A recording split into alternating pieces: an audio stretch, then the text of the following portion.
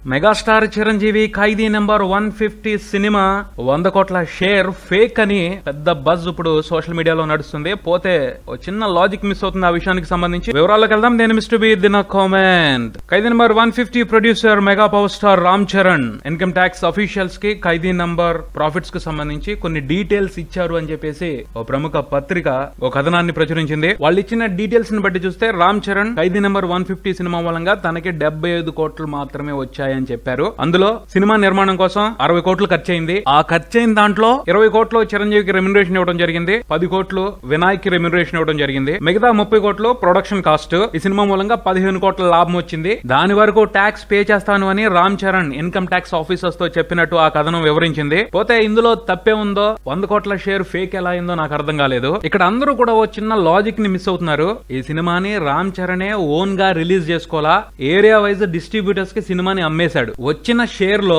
Distributors కి exhibitors కి కూడా లాభం వెళ్తది. లాభం కోసమే కదా వాళ్ళు పెట్టుబడి పెట్టి సినిమాని కొనుక్కునేది. ఆ లాభాలను కూడా కలుపుకుని చూస్తే సినిమా షేర్ 100 కోట్లు.